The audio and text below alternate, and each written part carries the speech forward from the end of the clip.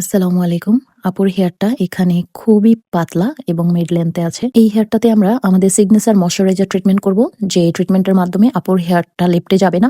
এখন হেয়ারে যেরকম ভলিউম রয়েছে এরকম ঠিকঠাক ভলিউম থাকবে, কিন্তু ট্রিটমেন্টের মাধ্যমে হেয়ারটা হেলদি ম্যানেজেবল হয়ে যাবে, সাথে স্ট্রেইট এবং স্মুথ হবে।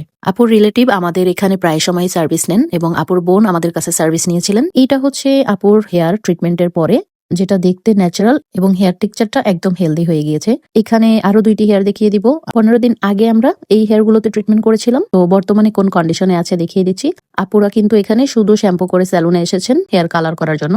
এখানে তারা কোনো কন্ডিশনার ব্যবহার করেননি, অথচ এই হেয়ারগুলোতে আমরা ট্রিটমেন্ট করেছিলাম 15 দিন আগে। এখানে যেমনটা দেখতে পাচ্ছেন একদম ঝরঝরে, দেখতে খুব ন্যাচারাল লাগে, মানে আর্টিফিশিয়াল ব্যাপারটা কিন্তু হেয়ারে নেই। এবং সফটনেস মাশাআল্লাহ, আপুরা আসার পর কিন্তু তাদের হেয়ারে চিরুনিও করা হয়নি। আমরা কালার অ্যাপ্লাই করব তার আগে একটা শর্ট ক্লিপ নিলাম আপনাদেরকে দেখানোর জন্য। যখন আমরা প্রথম দিন ট্রিটমেন্ট করেছিলাম আপুদের হেয়ারে, হেয়ার কন্ডিশন কিন্তু খুব একটা ভালো ছিল না, অবশ্যই ড্রাই ফ্রিজি রাফ যেমনটা নর্মাল হেয়ার গুলো থাকে সেরকমই ছিল। আর যেদিন আমরা ট্রিটমেন্ট করেছি সেই দিনের তুলনায়ও আজকে 15 দিন পর আপুদের হেয়ার এখানে দেখতেই পাচ্ছেন মাশাআল্লাহ অনেক বেশি সুন্দর। এই ট্রিটমেন্ট করার পরে আপনি শুধু শ্যাম্পু কন্ডিশনার করবেন এবং ধীরে ধীরে দেখবেন হেয়ারের ভলিউম বাড়ছে, ফ্রিজিনেস কমে যাচ্ছে, ধীরে ধীরে হেয়ারে হেলদি ন্যাচারাল একটা ভাইব কিন্তু চলে আসে।